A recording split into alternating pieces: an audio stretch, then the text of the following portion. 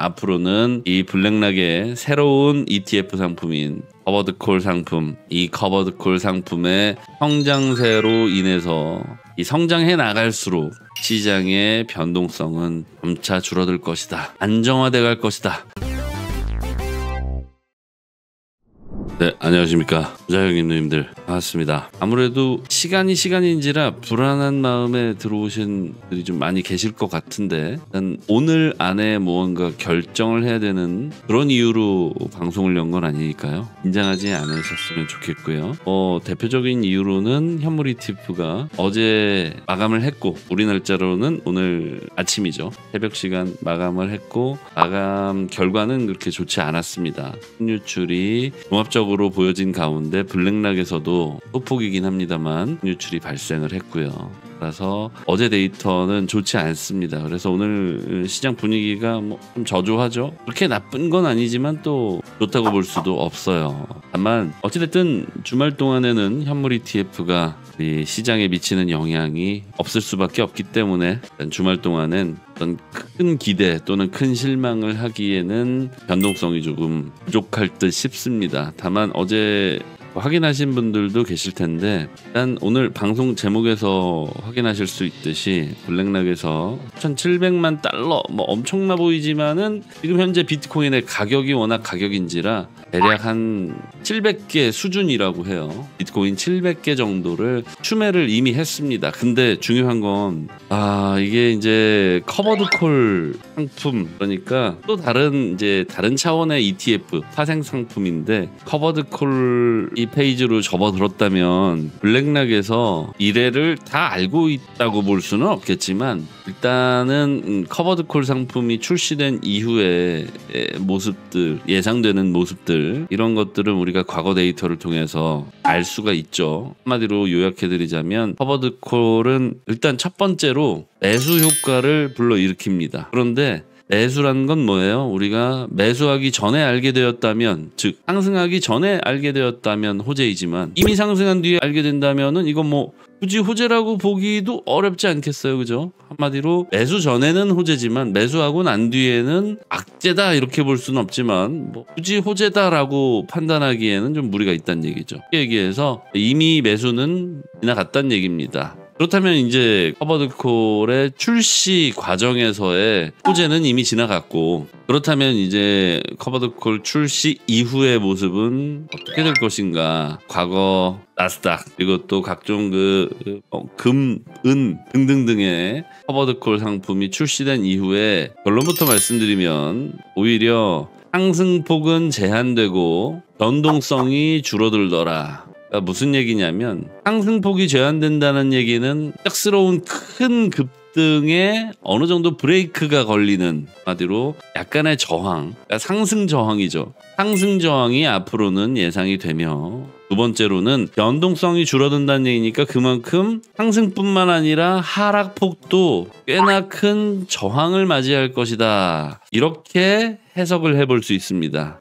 조금 더 쉽게 말씀드리면, 지금 현재 블랙락에서 새로운 ETF, 그러니까 또 다른 파생 상품이 출시되었으며, 그 파생 상품의 출시에 발맞춰서 이미 블랙락에서는 약 700여 개의 비트코인을 매수한 상태라면 이미 매수가 끝났다는 얘기니까 이 추매로 인한 추가적인 상승을 기대할 수는 없겠죠. 이미 시장에 어느 정도의 지지작용을 일으켰을 것이다. 두 번째로는 앞으로 커버드콜 상품이 출시가 되면 상승 제한을 제한이라고 표현하는 건 좀 너무 과도한 것 같고, 상승 저항의 효과를 불러일으킬 것이다 이겁니다. 다만 이 상승 제한의 효과 굉장히 좀 부정적으로 들리지만 변동성도 같이 줄어들기 때문에, 쉽게 얘기해서 한 번의 큰 상승에 대한 저항 효과, 또 반대로 한 번의 큰 하락에 대한 저항 효과까지 동시에 기대를 해볼 수 있다.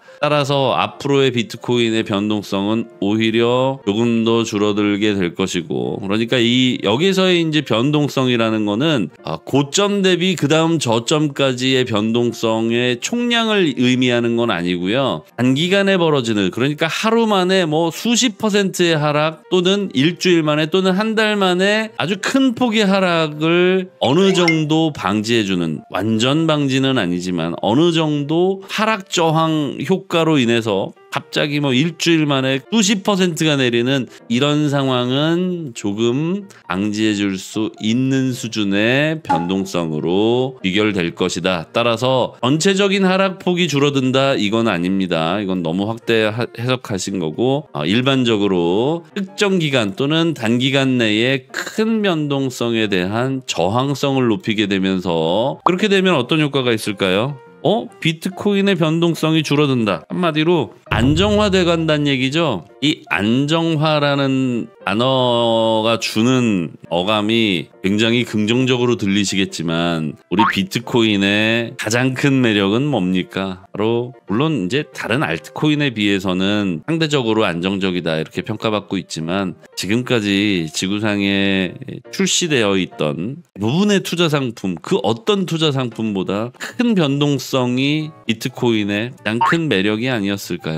그런데 앞으로는 비트코인의 가장 큰 매력인 큰 변동성에 어느 정도의 저항 효과가 생긴다. 물론 지금 뭐 비트코인 700개 정도 규모로 2100만 개의 비트코인 시장 전체를 컨트롤하기에는, 제어하기에는 상당히 총량으로서는 부족하죠. 그러니까 이제 뭐 물꼬를 텄다 이 정도 수준이고, 블랙락의 IBIT 현물 ETF 상품도 사실 출시 초기에는 시장에 미치는 영향이 상당히 미미하지 않았습니까? 근데 이제 한 1년 만에 지구상 어떤 현물 ETF보다도 규모 또는 성장, 모든 것들이 다 커졌고, 따라서 지금 현재 뭐 700개 비트코인으로 무슨 영향력이 있겠어, 이렇게 방심하시면 안 된다는 얘기입니다. 앞으로는 이 블랙락의 새로운 ETF 상품인 커버드콜 상품, 이 커버드콜 상품의 성장세로 인해서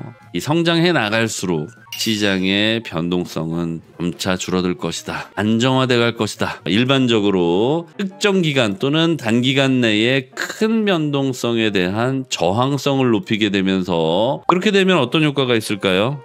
비트코인의 변동성이 줄어든다. 한마디로 안정화돼 간다는 얘기죠. 이 안정화라는 단어가 주는 어감이 굉장히 긍정적으로 들리시겠지만, 우리 비트코인의 가장 큰 매력은 뭡니까? 바로, 물론 이제 다른 알트코인에 비해서는 상대적으로 안정적이다 이렇게 평가받고 있지만, 지금까지 지구상에 출시되어 있던 부분의 투자 상품, 그 어떤 투자 상품보다 큰 변동성이 비트코인의 가장 큰 매력이 아니었을까요?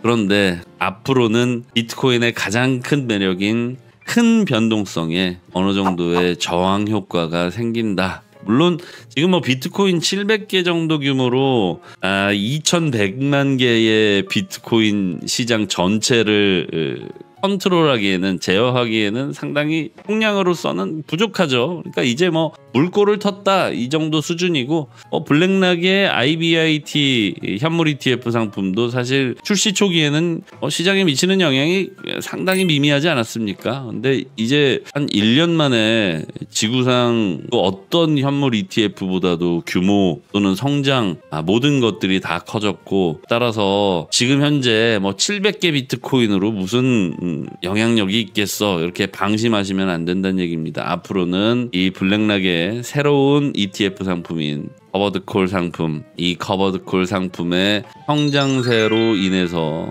이 성장해 나갈수록 시장의 변동성은 점차 줄어들 것이다. 안정화돼 갈 것이다. 만약에 비트코인이 아니라 이더리움 또는 리플 또는 그 밖의 알트코인, 뭐 솔라나 등등등 다른 알트코인이 안정화된다, 또는 안정성이 담보되고 있다, 또는 안정성이 늘어나고 있다 라면 해당 알트코인에는 굉장히 호재가 되겠죠. 와, 굉장히 불안했는데 이제 안정권으로 접어드는구나, 뭐 이렇게 긍정적인 해석이 가능하겠지만, 비트코인이 안정화된다는 건 말씀드렸다시피 비트코인의 가장 큰 매력이 줄어들고 있다. 이제 막 시작입니다만 앞으로는 변동성이 블랙락의 커버드콜 상품의 성장 발맞춰서 성장에 이제 안 비례하게 되는 거죠. 커버드 콜 상품이 규모가 커지면 커질수록 비트코인의 변동성은 오히려 줄어들고, 변동성이 가장 큰 무기였던 비트코인은 안정화되어 가면서 오히려 투자 매력도는 이전보다는, 기존보다는 조금씩 더 떨어지게 되지 않을까, 이런 생각이 듭니다. 아무튼 하락의 총량이나 상승의 총량이 제한을 받는 것은 아니기 때문에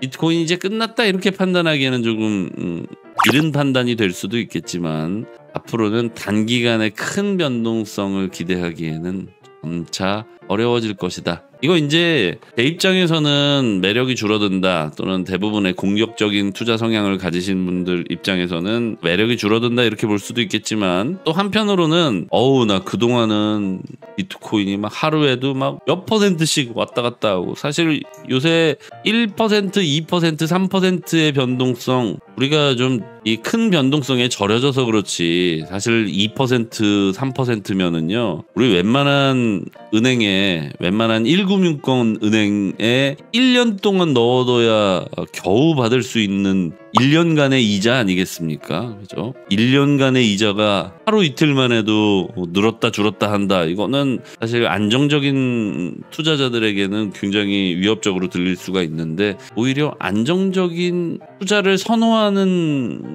투자자들은 이게 오히려 메리트가 될 수도 있겠다, 뭐 이런 생각도 좀 듭니다. 누구나 다 모두가 공격적인 투자 성향을 갖고 있는 건 아니기 때문에 장단이 있겠지만, 일반적으로 지금까지는 공격적인 투자 성향을 가진 사람만이 비트코인 투자를 해왔다면, 이제 공격적인 투자 성향을 가진 사람에게는 비트코인 현물 투자는 오히려 매력도가 좀 떨어질 것이고, 다만 그동안은 이거 비트코인이라는 거 뭐 듣기는 들었는데 하루만 해도 막 거의 1년 이자가 막 왔다 갔다 하는 저런 불안정한 상품을 나는 도저히 투자를 못하겠어 라고 생각을 해왔던 안정적인 투자자들, 안정적 성향의 투자자들 입장에서는 앞으로 오히려 비트코인이 더 매력적으로 보여지지 않을까, 이런 또 긍정적인 해석도 가능케 합니다. 다만 지금까지 비트코인을 알고 있는 투자자, 또는 비트코인 투자를 위해서 거래소 계정을 또는 지갑을 만들어 본 투자자의 비율은 전 세계 인구 중에서 약 10% 수준이라고 하고요. 그 10% 수준의 비트코인 투자를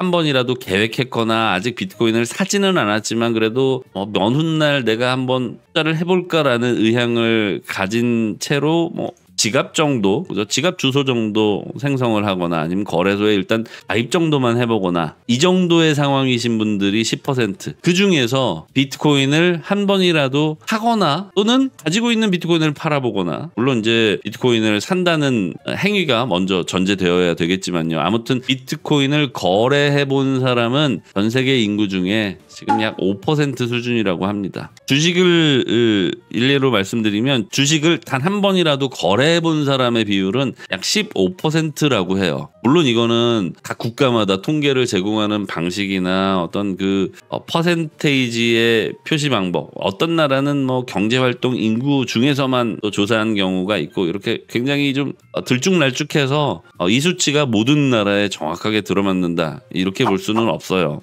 하지만 우리 GPT가 열심히 조사를 해오고 제가 크로스 체크를 해봤는데 얼추 맞더라고요. 100% 크로스 체크는 못했습니다. 우리 전 세계 국가 수가 200국가 정도 되는데 그 데이터를 제가 일일이 다 크로스 체크를 할 수는 없었고, 주요 국가들의 데이터를 수집을 잘 해왔는가 이렇게 좀 선별해서 분석을 해보고 또 크로스 체크를 해봤는데 얼추 들어맞더라고요. 한마디로 아직까지도, 그렇다면 주식시장 대비해서 아직까지도 비트코인, 특히 코인 시장은 약 3배가량, 그러니까 5% 수준에서 주식 투자자 숫자 수준인 약 15%까지, 한 10%, 그러니까 지금 5%니까 15%까지라고 하면 지금의 시장 규모 또는 지금의 투자자 규모에서 한 3배 정도는 늘어날 가능성이 충분히 존재한다. 왜냐하면 주식 투자자나 코인 투자자나, 물론 상대적으로 비교하면 코인 투자자들의 성향이 조금 더 공격적이긴 합니다만,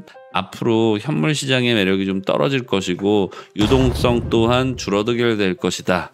두 번째로는 현물 시장의 유동성이 줄어들고 변동성이 낮아지면 사람들의 기대 수익률, 기대 손실률 이 모든 것들이 다 줄어들게 되겠죠. 그러면 낮아진 기대 상승률과 기대 하락률을 활용하고자 선물 시장이 성장하게 됩니다. 한마디로 야 이거 오늘 하루 왼종일 0.5%밖에 안 올랐어.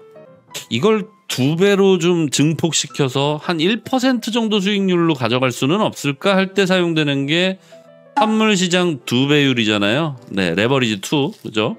곱하기 2를 해서 0.5%밖에 되지 않는 변동성을 1%로 증폭시켜서 수익률을 조금 더 높이는 이런 전략이 이제 선물 시장에서부터 시작이 될 거고요. 우리는 앞으로 선물 시장이 커져가는 모습을 지켜보게 될 겁니다. 두 번째로는 옵션 시장과 말 그대로 옵션 시장의 파생 상품인 파생 상품이라고 볼 수 있는 커버드 콜 상품의 성장세 또한 가팔라질 것이다.